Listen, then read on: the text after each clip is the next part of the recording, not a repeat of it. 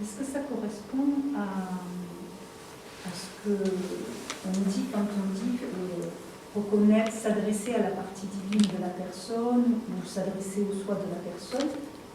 Est-ce que ça revient au même quand on perçoit cette conscience, ensuite, par rapport à l'autre, de s'adresser à la conscience de la personne? Et c'est finalement la même conscience. C'est très certainement le soi. La conscience, c'est le soi, c'est-à-dire le je, c'est ce que nous sommes, très certainement. Puisque nous sommes la conscience avant d'être quoi que ce soit d'autre, n'est-ce pas?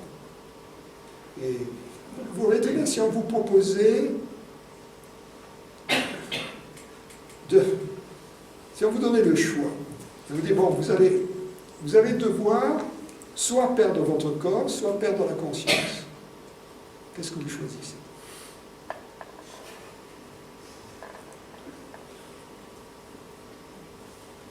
Quel est l'usage d'un corps sans conscience, n'est-ce pas? Ce qui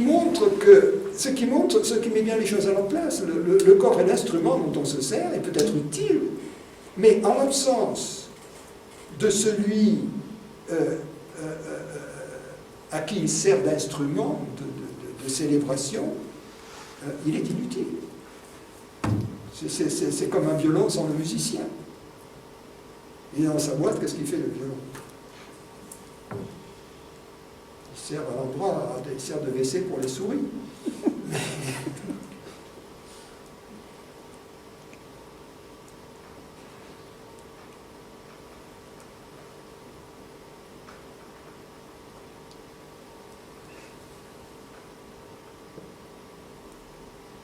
Mais il y a plus.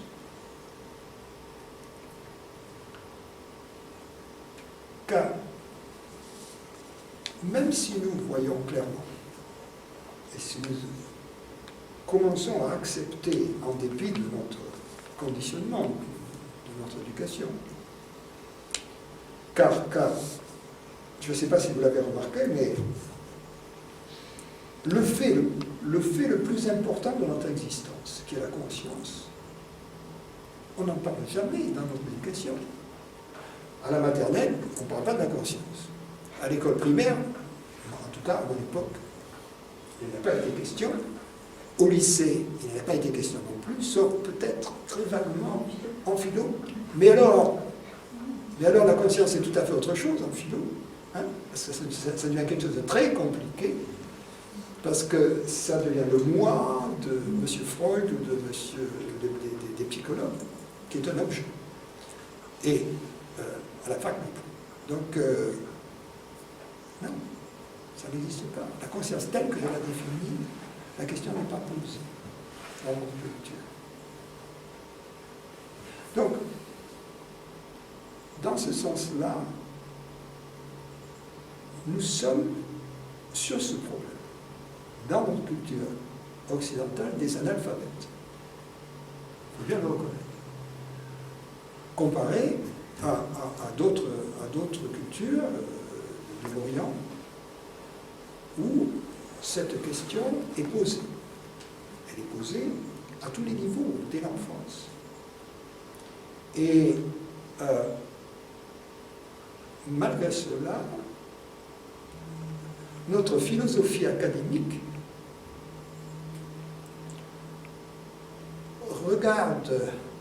jette sur les philosophies orientales un regard dédaigneux. C'est très curieux. Et dédaigneux et prétentieux. Comme si elles avaient acquis des résultats extraordinaires. En fait, la philosophie moderne est jalouse de la science, car la science occidentale, elle, bien sûr, elle a été couronnée de succès. L'état de domaine, le savant, elle a transformé notre vie. Par contre, la philosophie, rien. Zéro. Simplement des mots compliqués. Comme les médecins de Molière, qui jetaient de la poudre aux yeux en parlant du grec, n'est-ce pas? Et en fait, le patient, il mourait quand même. Tout ce qu'il savait faire, c'est lui faire des saignées. La philosophie moderne qu'on enseigne dans l'université, c'est à peu près la même chose. Alors bien sûr, ça se tourne vers d'autres domaines, la politique, la sexualité, des tas de questions sociales, économiques, mais le cœur qui était au centre de la philosophie ancienne, les préoccupations de l'Héraclite, de Parménide, de Platon, tout ça à la trappe, ça on ne peut pas le voir. Parce que ça, c'était la même chose que les questions qu'on se pose à l'Orient. N'est-ce pas, la philosophie impérialiste, la philosophie pérenne, je digresse là. Je digresse. Mais c'est important de parler de l'inutilité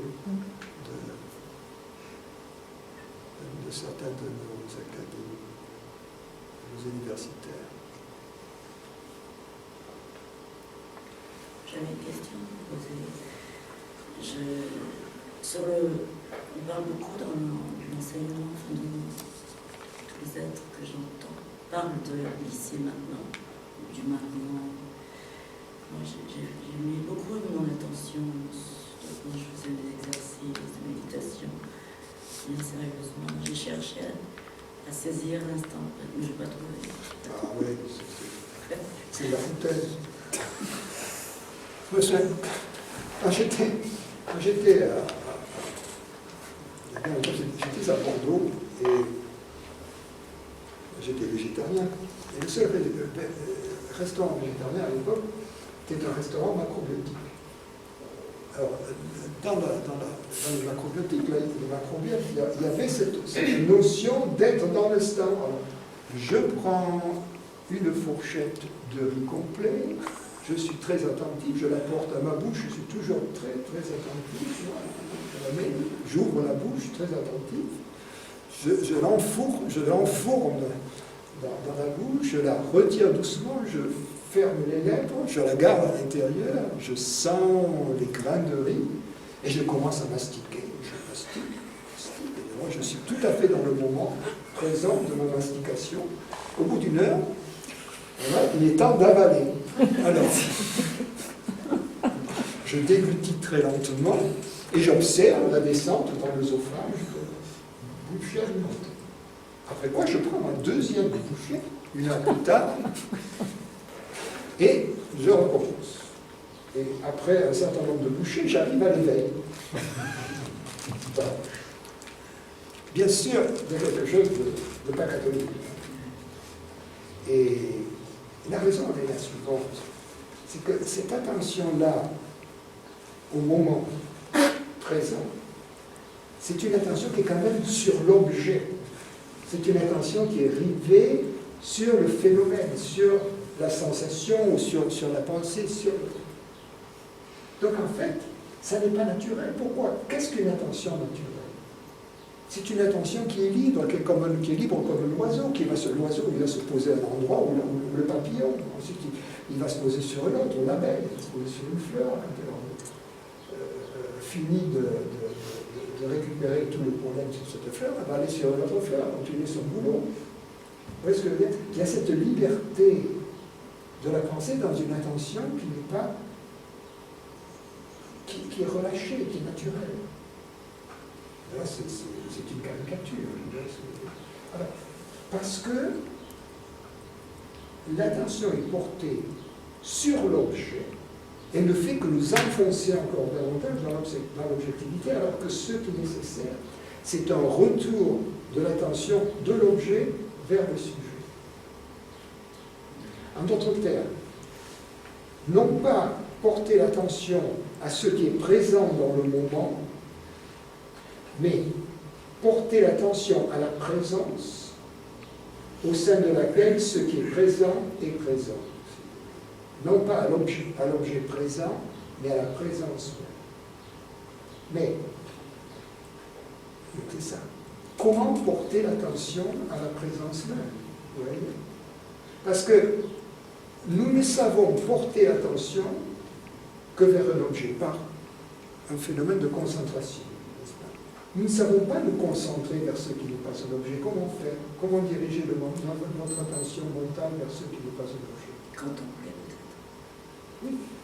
Par la compréhension des limitations du mental. Vous voyez ce que je veux dire? C'est-à-dire que la première chose, c'est de comprendre que le mental ne peut pas se tourner de lui-même vers la conscience. Et donc, tout effort du mental pour se tourner vers la conscience est voué à l'échec. Lorsque cette compréhension est là, que se passe-t-il? Le mental cesse d'essayer, cesse de se concentrer. Vous voyez? Donc le mental est ouvert, il se trouve dans un état d'ouverture, sans effort. Et donc, bien sûr, il y a un préalable qui est nécessaire. C'est la compréhension que ce que nous cherchons, le bonheur ou la paix que nous cherchons, ne peut pas être trouvé dans les objets. Car tant que nous croyons que la paix et le bonheur que nous recherchons peut être trouvé dans une expérience objective, le mental va continuer à faire son boulot et à essayer d'atteindre l'objet désiré ou de nous protéger de l'événement redouté. Donc, il faut qu'il y ait une espèce d'indifférence naturelle qui se crée par rapport au monde des objets. Une indifférence naturelle, une indifférence un peu bienveillante, mais indifférence quand même à l'égard des objets. Et dans cette indifférence naturelle à l'égard des objets, l'attention qui était dirigée vers les objets se trouve disponible et en quelque sorte retourne vers la source. Et là, il y a un moment où la source, en quelque sorte, se sait elle-même. Et l'expérience de la source consciente, se sachant elle-même, c'est ce que nous appelons le bonheur. La paix heureuse, ça n'est rien d'autre que le repos dans la source. Donc, en fait, au lieu de faire un effort de vivre, de se coller constamment à l'objet qui présente, il serait plus profitable de laisser agir cette compréhension, d'une part de l'inutilité de cet effort, d'autre part de l'inefficacité de tout objet quant au bonheur que nous recherchons. Et à ce moment-là, nous nous trouvons naturellement, à l'issue de cette compréhension, dans cet état d'indifférence bienveillante. Bienveillante car nous ne repoussons pas les objets qui se présentent. Vous voyez, ils sont accueillis, lorsqu'ils se présentent, ils se développent et ils nous quittent. C'est dans ce sens qu'au fond, nous laissons la vie nous traverser. C'est la même attitude, c'est la contemplation, c'est la méditation. C'est l'indifférence bienveillante dans laquelle la vie nous traverse et à un certain moment, la vie prend conscience d'elle-même. Et la vie prenant conscience d'elle-même, c'est le bonheur, c'est ce que les soufis appellent le parfum aussi. C'est l'expérience de la source. Donc il faut bien comprendre que l'expérience de la conscience qui se sait elle-même, l'expérience de la source, n'est autre que le bonheur.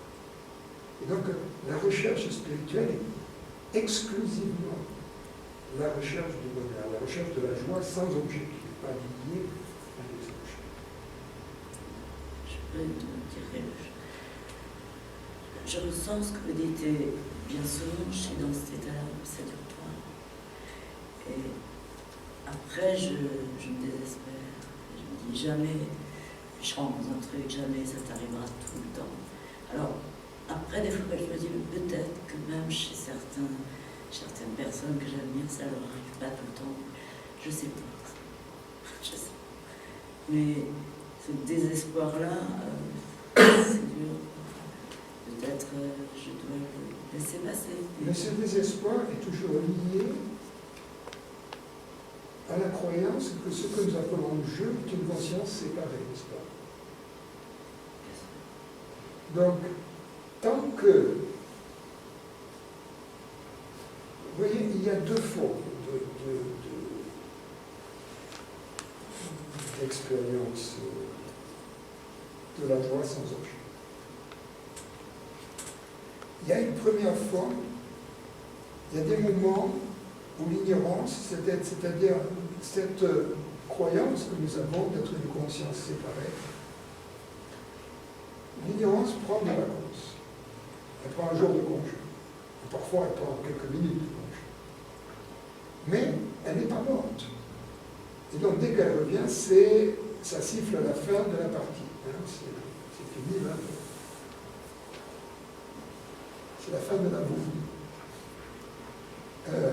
Ça, c'est la première forme.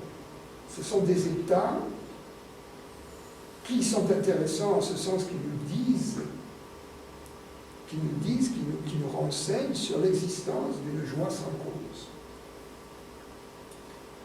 Mais, comme la racine profonde de la souffrance n'a pas été éliminée, nous faisons le yo-yo.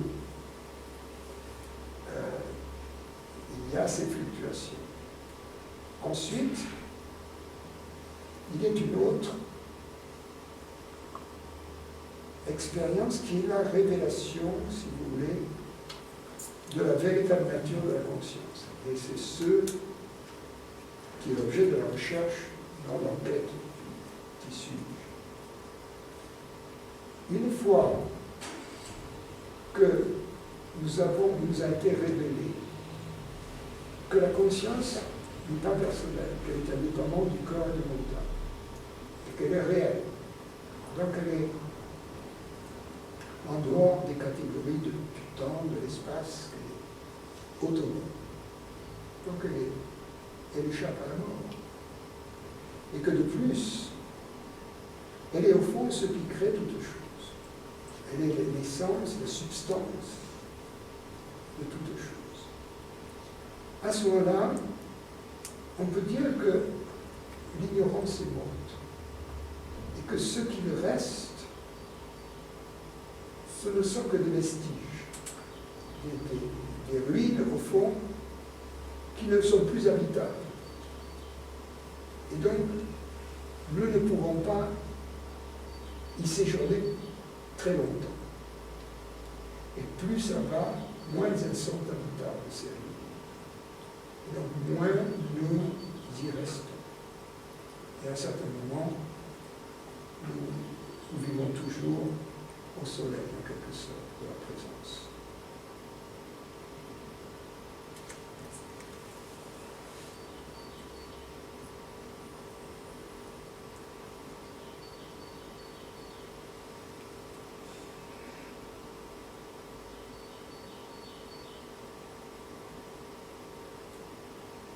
Ce qu'il faudrait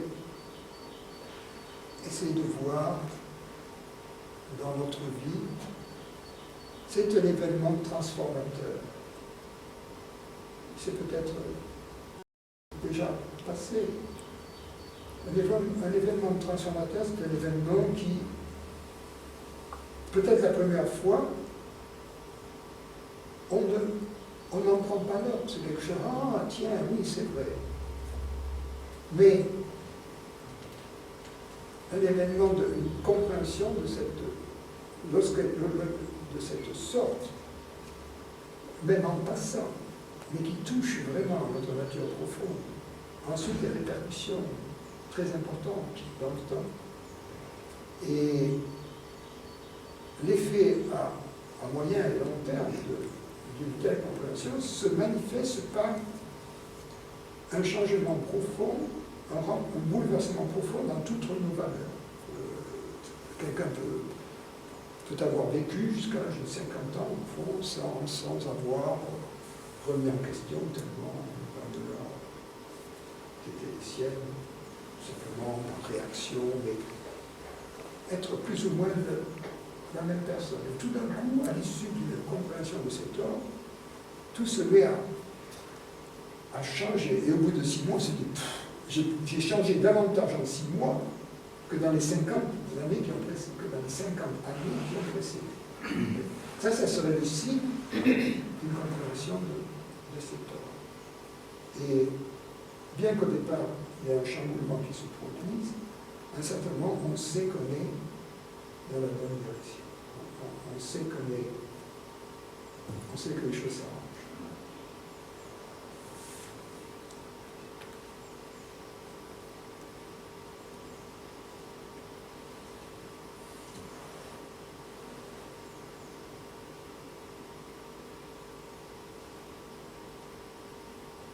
Encore faut-il le vouloir, encore faut-il avoir le désir.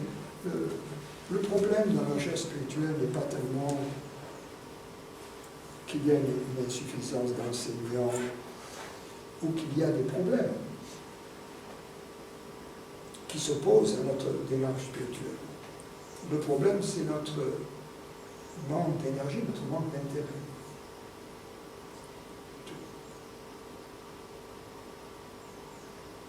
Ça s'appelle les croyances aussi, qui nous tiennent.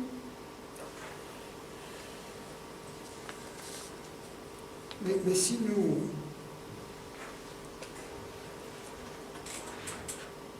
nous avons, s'il s'éveille en nous un intérêt très profond pour le soi, cet intérêt pulvérise les croyances, parce que nous les remettons en question.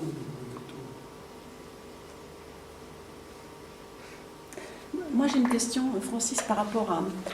Il y a la compréhension, on va dire, qui est plus ou moins mentale, mais il y a aussi une transmission qui se passe à un autre niveau. Enfin, en tout cas, c'est mon expérience avec ton enseignement, où je trouve qu'il y a beaucoup de choses qui me viennent après, et qui ne sont pas mentales, qui sont au-delà de la compréhension, mais dans ce coup, je vois les choses différemment, je vois les choses... Il y a des ouvertures qui se font à travers autre chose. Je pense que lors d'un de tes satsangs, tu avais parlé d'un virus aussi, qui se passe quand on est dans des groupes comme ça. Est-ce que tu peux en dire un peu plus là-dessus? Ben non, parce que il y a ceux qui se passent par la parole, on peut en parler. Et ceux qui ne se passent pas par la parole, il ne faut pas en parler. Non, c'est pas qu'il ne faut pas, mais c'est...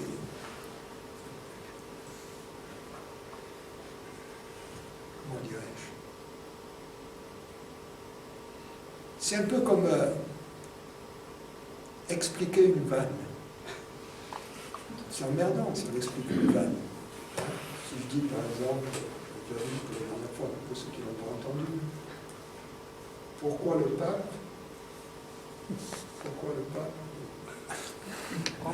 quand son avion atterrit dans un pays étranger, pourquoi embrasse-t-il le goudron? La réponse est, vous feriez la même chose si vous voliez avec Air Italie.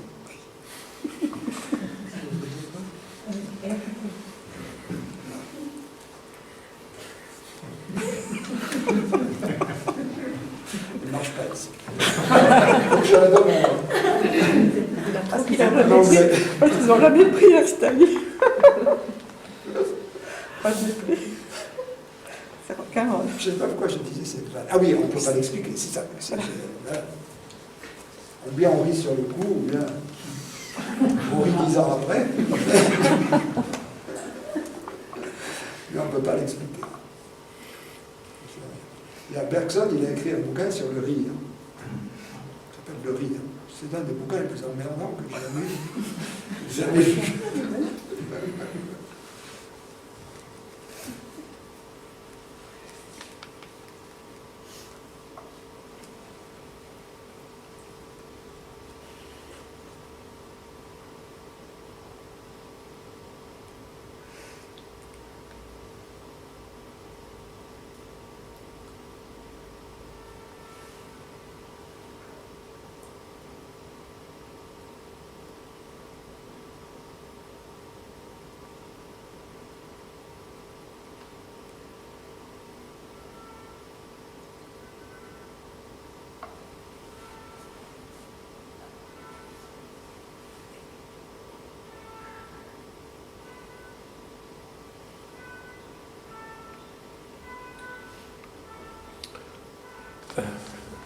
Il y a des moments dans la recherche spirituelle où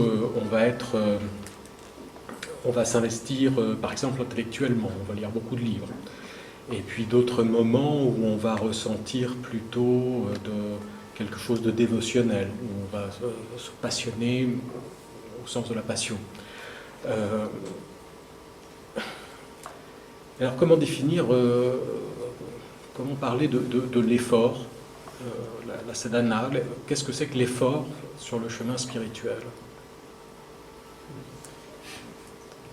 Un effort librement consenti à partir de l'enthousiasme, j'appelle pas ça vraiment un effort. Hein? Il faut faire une distinction. Aller au boulot le matin, un boulot qui nous emmerde, se coller les embouteillages, puis faire un boulot qui nous embête, ça c'est l'effort. Et même en fait, on est dans sa voiture, on ne fait pas d'effort, hein, c'est pas difficile de conduire, et après on est à son bureau, devant l'ordinateur, devant son papier, devant son téléphone, c'est pas très fatigant, mais c'est un effort. Par contre, si on adore ce que l'on fait, n'est-ce pas, dans son métier, ça n'est plus un effort. Et ce qui est paradoxal, c'est que ça peut être le même métier, et que pour Pierre, c'est un effort, et pour Paul, c'est une joie. Hein. C'est ça. Ce qui est terrible dans nos sociétés, c'est que justement, elles ne permettent pas de trouver notre vocation. Ça serait bien si notre éducation, au lieu d'être napoléonienne, tout le monde fait la même chose à la même heure dans tous les lycées de France, étudier la même chose, si on pouvait être guidé gentiment vers ce qui nous plaît, vers ce qui nous intéresse, notre intérêt, et ne jamais perdre l'enthousiasme. C'est une autre histoire. L'éducation.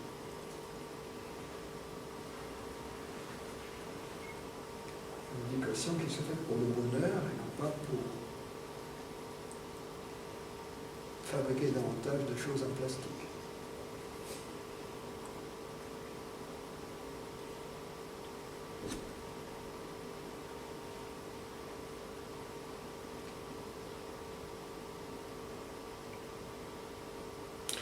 Mais il est arrivé une fois dans ma vie que j'ai eu de l'enthousiasme, donc je me suis consacré à la spiritualité. L'enthousiasme s'est tari, donc je ne me suis plus consacré à la spiritualité. Puis ça a duré 20 ans comme ça, avant que je me consacre à nouveau à la spiritualité. Donc c'est suivre seulement son enthousiasme. Il y a des cours d'eau qui deviennent souterrains, et il y a des résurgences.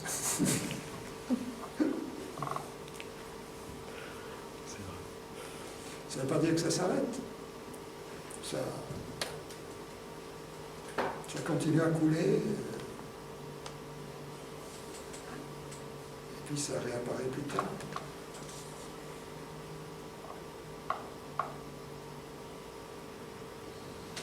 Et puis, mais aussi, il y a une évolution naturelle dans laquelle, par exemple, à un certain moment, des lectures nous intéressaient énormément. Nous étions avides de lecture, certains de nous. Et puis à un certain moment, cette espèce d'aspect de la recherche s'est épuisé. On lit des polars à la place. Ou d'autres choses. Mais donc il y a des phases, il y a des...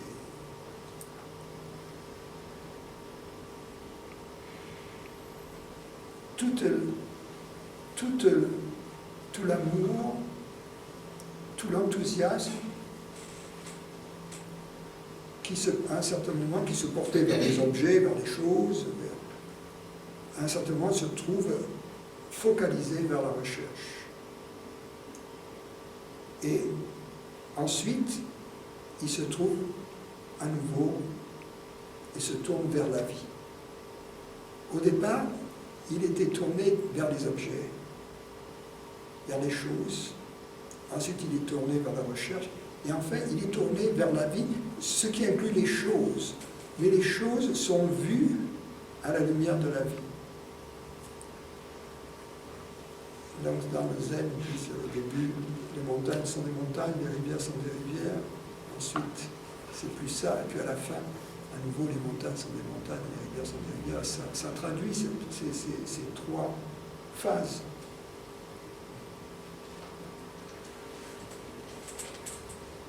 Et bien sûr, la troisième phase est très différente de la première. La souffrance est passée à la trappe entre les deux.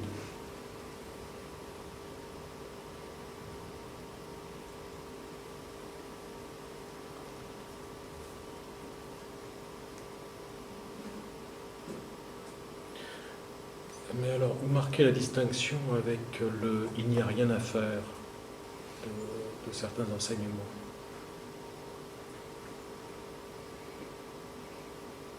Mais si l'on dit il n'y a rien à faire, je veux dire, il n'y a pas à entreprendre une démarche spirituelle, il s'agit de savoir si on dit cela à la répète Jaco parce qu'on l'a entendu dire ailleurs sans vraiment l'avoir compris, ou si on le dit à la lumière de notre expérience. Si on le dit à la lumière de notre expérience qu'il n'y a rien à faire, c'est parfaitement légitime.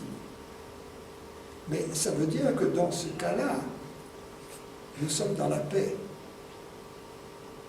Donc, bien sûr, bien évidemment, si nous sommes dans la paix sans objet, il n'y a rien à faire. Pourquoi troubler la paix? Pourquoi, si ça baigne dans l'huile, n'est-ce pas, pas la peine de rajouter du vinaigre.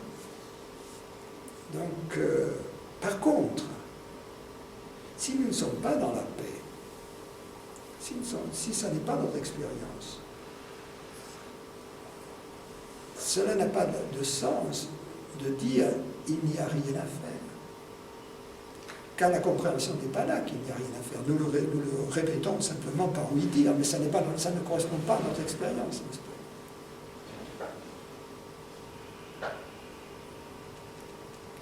Donc, en d'autres termes, si nous sommes dans l'ignorance de notre nature véritable, et donc dans la souffrance, nous n'avons pas le choix. Nous allons faire. La souffrance nous conduit à faire. La souffrance est, d'une certaine manière, le moteur qui nous pousse à faire, qui nous pousse à rechercher, qui nous pousse à la recherche. Il n'y a pas de... La seule question qui se pose, c'est comment faire cette recherche intelligemment? C'est la seule question qui se pose. Comment ne pas perdre cette énergie? Comment la diriger dans la bonne direction? Et bien évidemment, il n'y a que deux directions pour la recherche du bonheur, soit vers les objets, soit vers le sujet, parce que c'est les deux seules directions qui sont possibles. À un certain moment, une maturité se fait, que la première direction, vers les objets, vers les choses, nous l'avons essayé suffisamment pour savoir qu'elle ne marche pas. Avoir davantage d'argent, avoir davantage de considération, davantage de pouvoir, davantage de sexe, davantage de bouffe, davantage de bagnole, davantage de plastique, etc. Bon. Certainement, nous savons que ça ne marche pas. Donc il y a une seule alternative possible. C'est que ce que nous cherchions, qui ne se trouve pas dans les objets, comme d'autre part nous savons que ça existe, le bonheur, nous avons éprouvé des instants de bonheur dont nous savons, et nous savons intimement que c'est au fond la mission de notre existence entre vie et mort, cette recherche du bonheur, car tous les êtres le cherchent. Et donc s'il ne peut pas être trouvé dans les objets, et si par ailleurs il existe, il ne peut exister que dans le sujet, dans la conscience. C'est une déduction de la Sherlock Holmes. Il dit quelque part quand